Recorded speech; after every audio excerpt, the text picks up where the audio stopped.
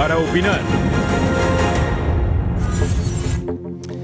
¿Qué tal? ¿Cómo están? Qué gusto saludarles y bueno, darles la bienvenida como siempre. Es lunes y es noche para opinar y como siempre es un gusto recibir y compartir esta mesa de análisis y de debate con mis compañeros Raúl Frías Lucio, director editorial de Mega Noticias, Andrés Villarreal de Mega Noticias de allá en Sinaloa y Eduardo Torreblanca Yax, colaborador de Mega Noticias TVC y columnista en El Financiero. Buenas noches a todos y como siempre un gusto siempre compartir. Vámonos con la información porque el tema obligado, evidentemente el tema obligado, hoy es el paquete presupuestal 2020 entregado apenas ayer a la Cámara de Diputados por parte del secretario de Hacienda Arturo Herrera. Uno de los análisis que vale la pena considerar es el que hace Enrique Quintana en su columna Coordenadas de hoy en el periódico El Financiero.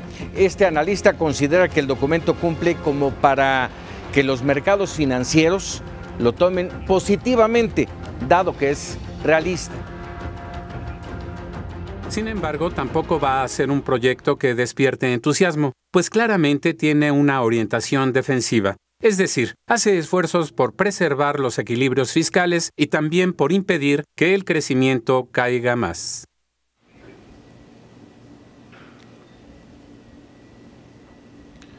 Bueno, a mí me parece importante señalar que es un presupuesto, digamos, respetuoso de las formas, mesurado, con cumplimiento estricto de las reglas más elementales de lo que la ortodoxia marca como prudente, pero no necesariamente carente de cierto optimismo en algunos rubros. Pero bueno, finalmente el gobierno no va a mostrar el pesimismo si es que lo llegara a tener. Guarda las formas, establece claramente el compromiso de mantener un superávit primario, aunque lo reduce en función de poder tener mayor, digamos, mayores canicas, mayor cantidad de canicas para jugar, para poder abastecer a sus programas de interés social, asistencialista, según marcan algunos. Creo que hay un énfasis muy marcado en la actividad recaudatoria, porque sabe el gobierno que en una actividad económica prácticamente nula, la economía está estancada, será muy difícil que pueda contar con ingresos fiscales derivados de una actividad económica cuando el país estuviera, digamos, en jauja. Así las cosas, creo que va a ser el 2020 un año caracterizado por una dolores particularmente acuciosa y de ahí puede entenderse el hecho de que hayan determinado, por ejemplo, el avanzar en la idea de que un evasor intencional grave, un evasor en materia fiscal de manera intencional y grave, pues debe ser considerado como una delincuencia organizada y merecería cárcel con la sola presunción de que está realizando ese tipo de actividades. Yo creo que no lo van a castigar. El punto negativo quizá, si es que tenemos que encontrarle alguno, es que la cantidad que se le otorga a Petróleos Mexicanos me parece que seguirá siendo insuficiente y considerado por insuficiente o como insuficiente por las empresas calificadoras que ya anticipan que puede haber una quita en el grado de inversión de la empresa productiva del Estado, Paco. Vamos a ver, ¿positivo o no en términos de lo que acabas de decir, Eduardo, y se lo pregunto a todos, positivo o no en torno a cómo lo van a tomar las calificadoras? Enrique Quintana decía que bien en términos generales. Sí, me parece bien. No lo van a tomar muy bien algunas empresas calificadoras, ya lo veremos pronto. Andrés. Bueno, por ahí tiene una frase también Quintana que dos palabras, dice orientación defensiva. También el gobierno de López Obrador está en esta condición del entorno mundial que habla de esta, digamos, es cauto, ¿no? Él lo llama orientación defensiva porque es bastante cauto. Hay, como en el juego del toma todo, creo que la gran mayoría de la parte del Ejecutivo pierde. Si revisamos en términos generales, la gran mayoría de las secretarías de gobierno tienen un presupuesto menor al que manejaron el año pasado, el 2019, incluso algunos de ellos de casi la mitad. Por ejemplo, la oficina de la presidencia es casi la mitad menos de lo que tuvo en 2019. La Secretaría de Gobernación también la mitad menos, Gobernación menos de la mitad menos de lo que obtuvo en el año 2019. Y habla también, como lo menciona Lalo, de esta orientación que quiere hacerle el gobierno. La de bienestar, por ejemplo, ahí sí hay un incremento importantísimo, por ejemplo. Pero entonces la primera de las preguntas que por supuesto tendrán que estarse respondiendo a lo largo de los días es qué va a pasar en temas importantes para México, como es turismo, que también tiene una pérdida en su presupuesto para el año 2020, relaciones exteriores, por ejemplo, que ahora tiene el tema migratorio como una papa caliente en sus manos, y así, etcétera. No hay que olvidar, sin embargo, que también este es un asunto que está ahorita en la Cámara de Diputados. Se tiene que prestar a la negociación entre las diferentes cámaras, con todo y que tenga la mayoría morena. Es imprescindible también adjudicarle la responsabilidad que en este momento tiene el Congreso. Ahí es donde debe discutirse quién va a tener más dinero y quién menos, y la proyección que se tenga para el próximo año. Raúl. Sí, fíjate que, bueno, yo coincido completamente con lo que se ha comentado. Para hacer el primer presupuesto 100% de López Obrador, me parece que es un presupuesto bastante conservador y ortodoxo, como bien dice Enrique Quintana, al tener los elementos que supuestamente en un nuevo régimen, como lo ha querido plantear el presidente, pues están considerando muchos de los temas que se han comentado, como es el tema del crecimiento y la necesidad de crecer, la necesidad de combatir la desigualdad, la necesidad, desde luego, de tener, como se está manteniendo, un superávit, es decir, de tener más de lo que se gasta, que eso es una de las claves de tener unas finanzas sanas, según dicen los especialistas. O sea, me parece que para hacer el primer presupuesto que hace el presidente López Obrador, da una señal bastante conservadora a lo que quizás muchos esperaban, y me parece que como lo están recibiendo las calificadoras y los posibles inversionistas, me parece que esto puede ser interesante. Están planteando este superávit de 0.7%, según veíamos en esta gráfica. Así es. Y esto, bueno, significa que hay que cuidar precisamente el gasto. El secretario de Hacienda, durante la locución que tuvo esta mañana, Paco, en la mañanera, y explicó pues cuáles eran los principios, cómo se integró este paquete económico. Bueno, señalaba que especialmente estos parámetros que ya cuales hemos hablado, el crecimiento planteado para el próximo año, considerando que este 2019 vamos a tener un crecimiento que va más o menos, entre el 1.5 confirmar, ese es para el próximo año, para el próximo, porque este año pues el crecimiento, como ya sabemos, es entre 0.6 y un 1.2%, así es que, bueno, lo que se espera es precisamente que el próximo año pues se tenga este crecimiento. Muy lejano todavía esa promesa o esa intención del gobierno de tener crecimientos mucho más importantes, de mayor impacto. Pero me parece que para hacer el primer presupuesto del presidente López Obrador al 100%, me parece que es muy conservador. Mira, Paco, a menos de que la Virgen de Guadalupe nos haga un gran favor, que demostraría que verdaderamente tiene un amor especial hacia los mexicanos, el asunto del 4% de crecimiento promedio anual podemos darlo por muerto. ¿Así de plano? Un poco de fe, Lalo, por favor. Un poco de fe. No, y más si estás hablando de la Virgen Morena. Bueno, sí, perdón. No, evidentemente, no quiero que se tome falta de respeto hacia la Virgen Morena. Como lo señala Raúl, si, digamos, llegara a ser el 2019 el crecimiento al 1, aunque hablan de que será del 0.6, pero pensemos que sea del 1, siendo optimistas, ya ahí le van a quedar 3 puntos a López Obrador de la promesa.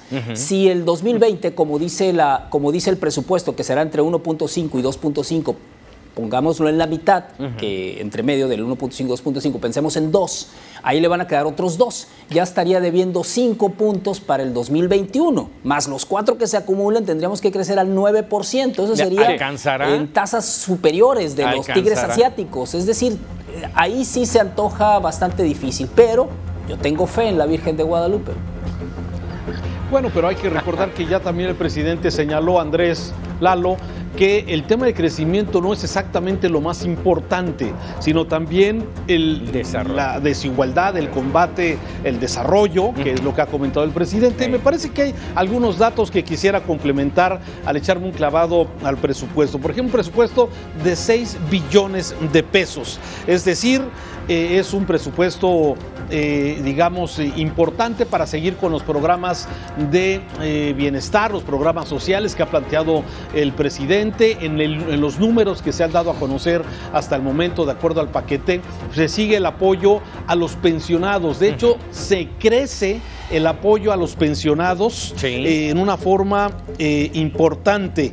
También hay que considerar que hay una pequeña disminución al programa de Jóvenes Construyendo Futuro, que es otro de los programas estelares, digamos, de bienestar del presidente del gobierno de López Obrador.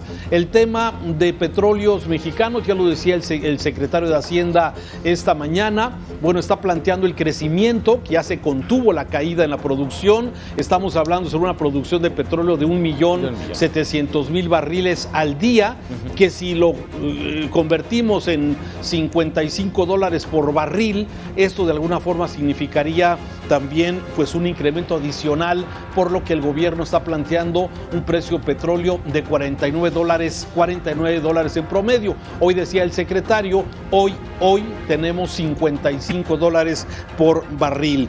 En fin, yo creo que hay datos que habrá que analizar ya cada uno en lo concreto. En el sector salud, por ejemplo, hay un crecimiento importante del 10% aproximadamente en el tema del seguro social, pero también hay una disminución en casi todas las secretarías, como ya bien lo comentaban, más o menos que van en el margen del 0, del 0.5, del 0.1 aproximadamente. Y gobernación, a mí me llama la atención, es una secretaría que materialmente pues desaparece de los grandes presupuestos, se queda con una pizcacha, ¿verdad? Así es, todos esos apuntes son interesantes.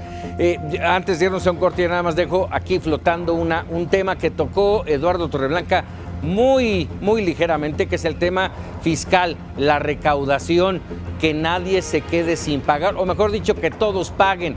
Vamos a ver cómo lo ven. Al regresar me dan su punto de vista. Estamos en Para Opinar, ya volvemos. Antes de ir a un corte, yo exponía aquí en la mesa este tema el tema fiscal, la recaudación, que por cierto cayó en más del 2%, de acuerdo, en los primeros 6 meses se cayó 2%. Pero bueno, ahora lo que pretende la administración del presidente López Obrador es que todos paguen. ¿Cómo lo ven? Ya se ha hablado incluso del terrorismo fiscal. ¿Todos? Todos. Yo no creo que todos. Yo creo que hace falta una reforma fiscal que promueva la incorporación de la informalidad a la contribución hacendaria. Yo creo que ese es un gran faltante de la presente administración y es un error estratégico. Bien pudiera avanzar en la reforma sin ejercerla, para que estuviera lista dentro de un año. Pero bueno, no ha sido así y me parece que seguimos siendo los mismos los que estamos ahora siendo observados acuciosamente por Dolores en la búsqueda de aquellos centavos que necesitan para mantener sus compromisos sociales asistencialistas. Así es. Andrés. ¿Qué coincido? Perdón, Raúl, adelante. Sí, coincido con Eduardo. Creo que por eso sigo pensando que es un presupuesto, un paquete muy conservador. ¿Por qué? Porque no se atrevieron a hacer una gran miscelánea, que fuera un gran proyecto de cambiar la forma de recaudar ese país, que ingresara precisamente el mercado informal. No se atrevieron. O sea, siguen y van a... lo nuevo que se ha anunciado es poder grabar, por ejemplo, a las plataformas digitales, a Uber y todos estos esquemas Rapid y todo lo que de alguna forma se ha planteado. El tema también, el tema de los B&B, por ejemplo, que es otro esquema también de hotelería, digamos, vía digital. Sí. Es a donde se van a ir, es básicamente en este tema, y lo que ha anunciado ya como una parte fundamental, la lucha contra las factureras, estas empresas que han hecho grandes negocios y que son empresas fantasmas o empresas factureras que se han dedicado a esto, y sobre eso precisamente van a enfocar, por lo menos lo que dicen, y coincido con Eduardo, que los que somos cautivos, de alguna forma tendremos una mayor atención de parte de Hacienda precisamente sobre nuestros ingresos. Me parece que ese es el gran faltante y que por lo menos este año no se atrevieron a hacer. Andrés. Pues Paco, es el sueño de todo Estado, ¿no? Que todos paguen. Pero es eso, un sueño. Yo también una vez soñé que todos los que me debían me pagaban, pero es eso, solamente un sueño. La parte esta de innovación, a mí sí me parece que el presupuesto nos queda de ver demasiado. Esto de incrementar casi 2,000 millones de pesos en la parte de los refrescos, casi 5,000 millones en la parte de los cigarrillos, pues es exactamente lo mismo que hemos escuchado muchísimas otras ocasiones, y cualquiera que sepa sumar sabe que al final, en el caso de los cigarrillos, de los refrescos, de las plataformas digitales, el que termina pagando será el usuario, el comprador, al final. No serán los que venden los cigarrillos ni los que hacen los refrescos. Así es, muy bien. Vamos a pasar a otro tema. En su columna de hoy en El Universal, Alejandro Ope analiza el presupuesto que pretende asignarse a los organismos y dependencias asociados al rubro de seguridad. Se proponen menos recursos para Sedena, más para Marina. La Fiscalía General de la República tendrá 15% más presupuesto, pero los recursos de la Guardia Nacional, dice Ope, son insuficientes. En resumen, el gobierno afirma que la seguridad es una de las prioridades presupuestales para el año próximo. Francamente, no lo veo. Considerando a todas las dependencias y fondos del ramo, el incremento programado es de apenas 1.7% en términos reales. Pues hace tiempo que México padece esta situación de violencia que se va incrementando, una espiral que en este 2019 pensamos que ha llegado a su techo, lo pensamos en 2018 porque fue mucho más que 2017 y ahora resulta que está peor. Si vemos ese panorama, pues podríamos pensar entonces que el Estado le destinaría una parte importante, suficiente o mucho mayor por lo menos que el año anterior, y no es así. Al hacer la visualización de todas las dependencias que conforman la seguridad pública, incluida también la Fiscalía General ahora autónoma. Nos cuesta muchísimo dinero. Los estudios que han señalado el gasto que se ha tenido en seguridad, pues concluyen que no hay los resultados que se pudieran esperar de ese dinero. La forma en la que un presupuesto muestra el amor, digamos, entre comillas, a un tema, lo demuestra con dinero. Y en este caso, en el presupuesto que se está proponiendo, si sale básicamente igual, pues entonces no estará demostrando una preocupación mayor en el tema de seguridad pública, y eso sí es preocupante. Ciertamente no todo se hace con dinero, pero hay un rezago en la gran mayoría de los temas de seguridad en este país. El incremento a la Fiscalía del 15% seguramente resultará insuficiente. Es un órgano autónomo, es todavía mucho más caro. Un órgano eficiente quizás lo sea más de los presupuestos que actualmente tienen. Y el problema lo seguimos teniendo en las calles. Todos los días es cada vez mayor. La situación en Michoacán, por ejemplo, es insostenible. Lo que pasó este fin de semana. Pistolados, grupos de autodefensa, etcétera, rondando las calles, vigilando las calles, es realmente intolerable y lo ha sido durante mucho tiempo, pero brota de nuevo y nos hace entender que la situación en ese tema no cambia. Déjame interrumpirlos un momento. Con Andrés. Déjame, Raúl, interrumpirlos un momento por esto que decía Andrés justamente, y quisiera agregar aquí, compartir con nuestro auditorio lo que dijo el fin de semana el presidente cuando tocó el tema de la inseguridad. Allá en la frontera, Nuevo Laredo, un grupo ahí que está muy beligerante, y los estamos llamando a que le bajen y que ya todos nos portemos bien. Ya, al carajo la delincuencia.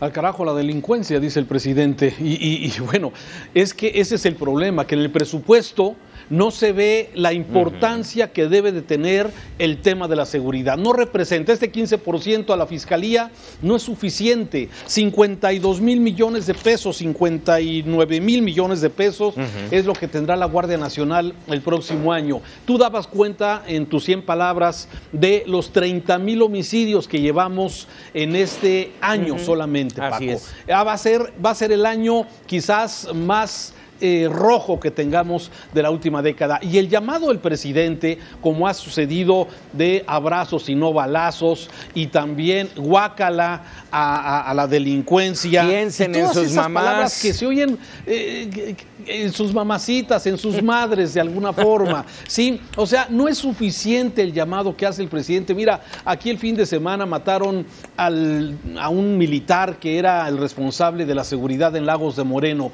Le dieron más de 100 impactos de bala, los delincuentes, los que lo fueron a matar. Y la pregunta es, o sea, ¿nos vamos a quedar con el discurso de que ya pórtense bien, ya se van a portar bien para que acaben estas matanzas? La verdad es que no se ve un esquema operativo, no se ve una estrategia. Claro. Estamos esperando que de alguna forma lleguen pues cientos de personas más a la Guardia Nacional, pero vemos que lamentablemente se ha confundido el tema de no de contener la delincuencia con la de no intervenir ante los hechos delictivos que lamentablemente se han venido presentando. Me parece que hay un falso entendimiento en eso. De esto que estás diciendo, justamente hablando del presupuesto, ¿qué es más importante?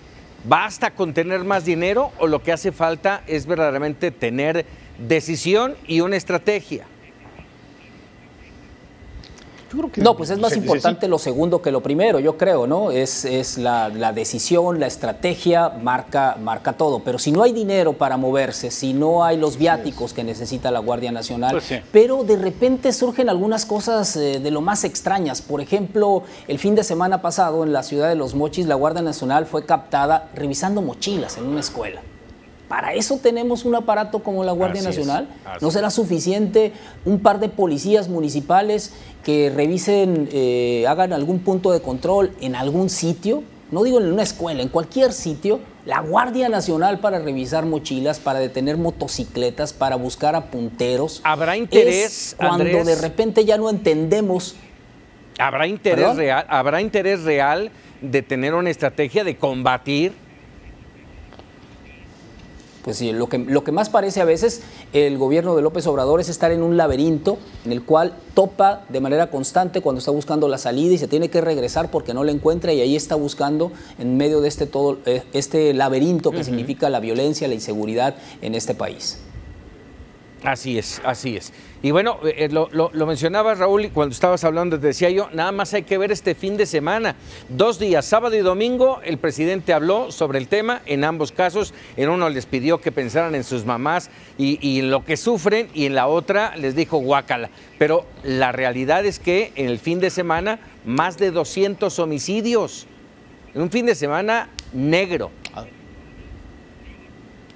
Así es, pero así está lamentablemente todo el país. Y es exactamente hablando del presupuesto, no se nota, no se ve que la importancia del tema de la seguridad no se ve reflejado en este presupuesto del 2020. Eso es lo más preocupante, amén del tema de la estrategia, que sin duda es importante también que se comprometan las policías municipales, porque no es solamente problema del gobierno federal. No, las policías municipales en casi todo el país pues ha denunciado, están infiltradas, las policías estatales muchas veces inoperantes.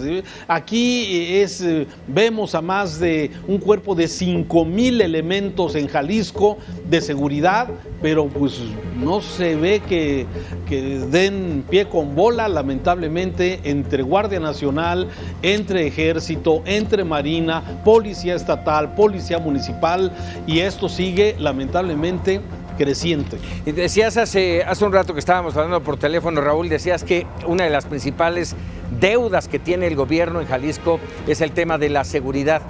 ¿En cuántos estados más será la misma deuda? En todos. Así es. En todos lados. Vamos rápidamente a hacer una pausa y regresamos, tenemos más para opinar. Ya estamos de regreso. Otro de los temas importantes, sin duda, es que como candidato y como presidente, Andrés Manuel López Obrador ha dicho una y otra vez que combatiría la corrupción, como se barren las escaleras de arriba para abajo. Sin embargo, se han presentado casos que despiertan dudas sobre la honorabilidad de hombres cercanos al presidente. Hay muchos los nombres. Hoy, en su columna, Denise Dresser habla de dos de ellos, pero yo voy a agregar uno más, el caso del conflicto de intereses en torno al ex superdelegado en Jalisco, Carlos Lomelí, por presunto conflicto de intereses. Ahí el primer punto, y se los dejo a ustedes, compañeros. Mira, en el caso de la columna de Denise este día, bueno, documenta este reportaje que ha presentado el portal de Carlos Loret, el Bartlett Bienes Raíces, o sea, la forma de cómo este señor, sí, este hombre tan cercano a López Obrador, que hoy lo pone como ejemplo y que, bueno, no reportó 25 propiedades en su declaración patrimonial, en donde se ha hecho, estas 25 propiedades tienen más o menos un valor de 800 millones de pesos, que si sumaras los salarios cuando fue gobernador de Puebla, cuando fue diputado, cuando fue senador, cuando fue secretario de Educación, cuando se le cayó el sistema de gobernación, sí, no le daría para hacerse de un patrimonio de este tipo. Pero esto, y es donde a veces pareciera que las cosas no se ven exactamente igual o igual que la pasada administración, cuando Virgilio, el secretario de la Función Pública, no vio conflicto de interés en la Casa Blanca de Peña Nieto. Así es. Haz de cuenta que estamos viendo casi la misma historia. La actual contralora, la actual funcionaria de la Función Pública, ¿sí? No ha hecho un llamado, una revisión para ver, bueno, cómo le hizo Bartlett para hacerse de tales propiedades. Y no habrás declarado que es un delito, ¿verdad? Así es, y todos son de su absoluta confianza. Andrés. Pues mira, Paco, lamentablemente mientras no exista un castigo ejemplar a quienes han ejercido la corrupción, y sabemos dónde están y sabemos quiénes son, porque no tuvieron empacho en hacer gala de su actitud deshonesta, mientras no se haya un castigo ejemplar a ellos, pues la verdad es que difícilmente podemos pensar que ese flagelo va a ser erradicado en nuestro sistema económico y político en el país. Yo creo que lamentablemente ahí están casos que nos avergüenzan como mexicanos en los planos internacionales. Somos la única nación que no ha podido transparentar lo que sucedió con Odebrecht en México y en relación a petróleos mexicanos. Y bueno, pues sí, el discurso es muy bonito, pero mientras no des pruebas fehacientes de que tienes voluntad política para acabar con la corrupción, y ya sabemos a quién hay que llamar a rendir cuentas, este asunto pues no va a ser un cambio sustantivo en el país. Pero vamos, aquí... Pues tampoco en esto... Sí, adelante, Adrián. Tampoco en esto ha mostrado López Obrador el espíritu juarista. A los amigos justicia y gracia, a los enemigos la ley a secas, dicen que dijo Benito Juárez. Pues aquí a los amigos solo gracia y a los enemigos la ley a secas, o sea, no justicia tampoco. Es un reto importante para todos los gobiernos, primero vigilar a los que están a su alrededor, y así es como se barren las escaleras, porque al final la anterior administración ya se había ido. Si él está barriendo la escalera de arriba para abajo, pues tiene que empezar con los funcionarios de alrededor. Independientemente de la investigación que pudiera hacer la Función Pública sobre esa fortuna de Bartlett o de cualquier otro funcionario, lo primero que tendría que checar la Función Pública es si cumplió o no con la ley al hacer su declaración como funcionario. Y parece que ahí no, aunque se están escudando en una parte donde que es más un asunto personal, si es su pareja, si está casado o no, que sería como digamos el tecnicismo legal por el cual podría barrerse esta situación. Entonces sí ya entraríamos en una etapa distinta, que es esto: ¿cómo se hizo de mulas Pedro? ¿Cómo es que agarró toda esa fortuna? ¿No? Esa sería la otra investigación, pero por lo pronto sí falló o no al hacer su declaración como funcionario público. Y también el punto es que hace unos días, cuando en una de las mañaneras le preguntaron sobre esta acusación en contra de Ricardo Salinas Pliego y su presunta vinculación con la compra-venta de Fertinal. El presidente dice: es de toda mi confianza, es un ataque político de nuestros adversarios, no está aprobado, son dichos, la prensa miente. Vamos, a ver, no se está midiendo con el mismo rasero a otros, ¿sí? Con la mínima presunción de un riesgo, de un delito, pues bueno, se les detiene y hasta que lo compruebes, ¿no? Claro, por supuesto. Pero él se mantiene, en este caso con Ricardo Salinas, es decir, él se va a mantener en mi consejo asesor. Sí, pues sí. El presidente ha señalado que hay una separación entre el poder político y el poder económico, cuando es evidente lo que seguimos viendo en el caso de estos hombres que han representado el poder económico de este país, desde el mismo Carlos Slim, que fue y estuvo presente en una mañanera en días pasados, Ricardo Salinas, que ahora es uno de los grandes beneficiarios con las tarjetas de bienestar, o sea, el esquema de bancos que tiene, fue el que ha vendido, de acuerdo a la documentación presentada, también una serie de seguros para funcionarios del gobierno, especialmente el gobierno de la Ciudad de México. El tema del C5.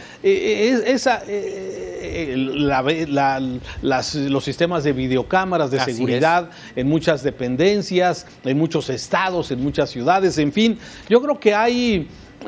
lo que se ve, lo que se está viendo, igual que en otras administraciones, es que hay empresarios consentidos y hay empresarios que están resultando beneficiados. Pero ¿no era la separación del poder económico y el poder político, Raúl? Pues sí, claro. O sea, hay que recordar que el presidente ha manejado muchos símbolos, sigue siendo un hombre de símbolos. Hacía referencia Andrés hace unos minutos al tema de Benito Juárez, y así tú puedes ver todas las mañaneras, siempre hace referencia a hechos históricos. Es un hombre que le gusta tomar este tipo de ejemplos. Y bueno, pues ese es un símbolo, el acabar del poder político y separar el poder económico del poder político, pero pues en la realidad estamos viendo que al pasar estos primeros 9 meses de esta administración, estamos viendo muchos elementos pues muy parecidos a lo que tanto critica todos los días al neoliberalismo, que ha sido una pesadilla de 36 años para este país. Cada 6 años en México hay una separación del poder político y el poder económico. Nada más que le falta ahí una parte a la frase, con cierta parte del poder económico. A veces hay algunas generaciones que han logrado mantenerse 6, 12, 18, 24 y etcétera, ¿no?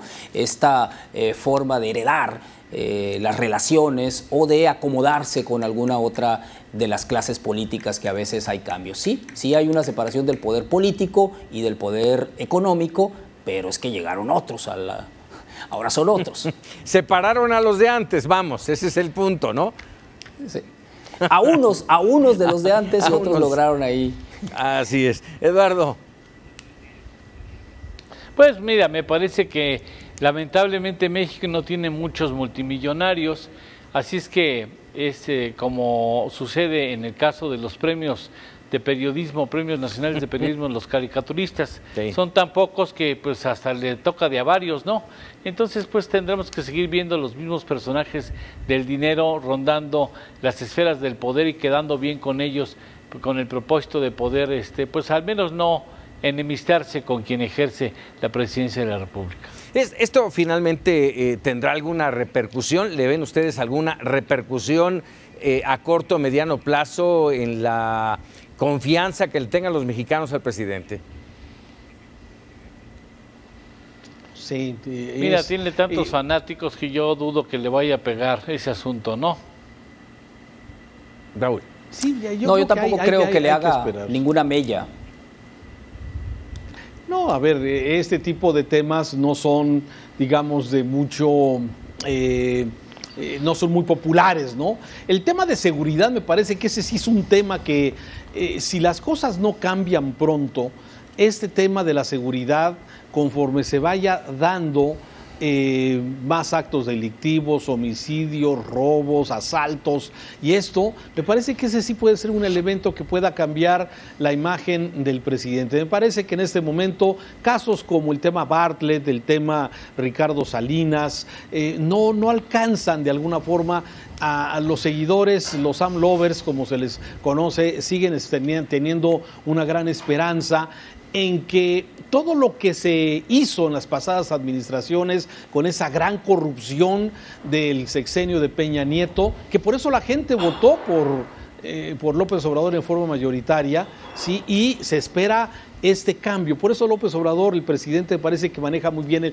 el discurso de los símbolos, ¿sí? El pararse frente a una comunidad y decirle guácala a la delincuencia, decirle fuchi a la delincuencia, pues se oye hasta simpático, se oye, veía las caras de las personas que estaban en estos eventos allá en Tamaulipas, o sea, aplauden esto, ¿sí? Lo dicharachero, pues, que es el presidente, y esto de alguna forma le gusta ese estilo a las personas de los dichos del presidente. Pero llegará un momento en que quedarán, los mexicanos quedaremos, resultados.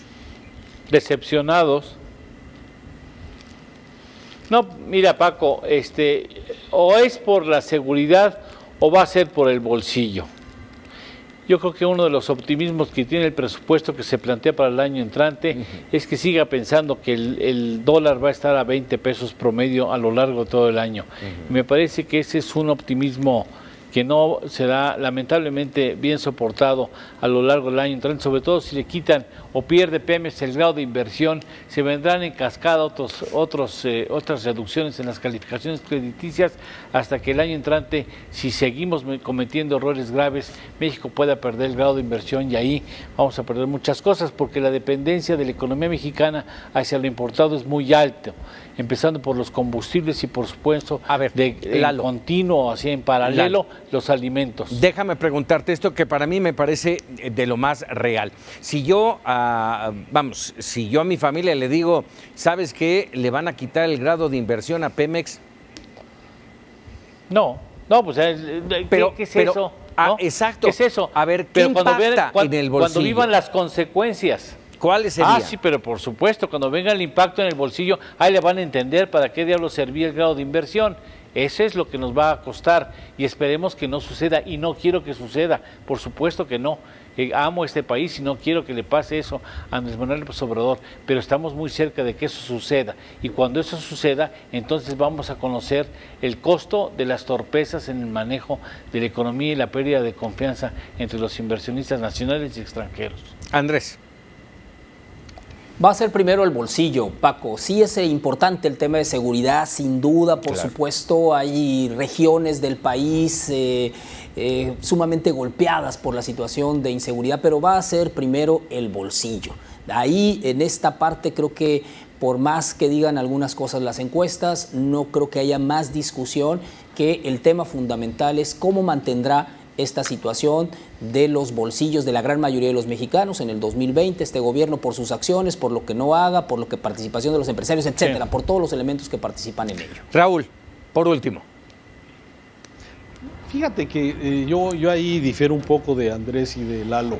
Me parece que el tema del bolsillo, en este caso, los programas sociales que ha implementado el gobierno para la pensión universal, para los jóvenes construyendo futuro, para todos estos segmentos de población que serían, digamos, los más desprotegidos, y tenerlos a base de una beca para que tengan un mínimo ingreso para poder atender sus necesidades básicas, me parece que va cubriendo de alguna forma con esta parte. Sí, sin duda, el tema económico va a ser el más importante, pero quizás para una base importante de este país, la gente más necesitada, el recibir tus 2,500 pesos bimestrales para tus medicamentos, o el joven que recibe 3,500 a través de Jóvenes Construyendo Futuro. Me parece que eso puede ir aplazando esta urgente necesidad que están planteando Andrés y Lalo sobre el tema económico, que sí, concuerdo, el tema económico es fundamental y es donde la gente puede empezar a darse cuenta, pero hay que ver, yo no estoy seguro que exactamente sea ese el detonante que pueda poner en una posición complicada a este gobierno. Está empezando, tiene 9 meses, nos faltan 5 años todavía de este sexenio. Me parece que estamos quizás adelantando todavía algo que falta todavía. Y esperamos, y es creo que de todos, esperamos cambios positivos para México. Hasta aquí para opinar, no sin antes agradecerle a mis compañeros Eduardo, Andrés, Raúl, muchas gracias, pero sobre todo a usted por permitirnos ofrecerles estos análisis y estas opiniones y que usted tome la mejor opinión. Vámonos ahora con los memorables, no sin antes recordar que mañana para opinar es con Raúl Frías Lucio. Muy buenas noches.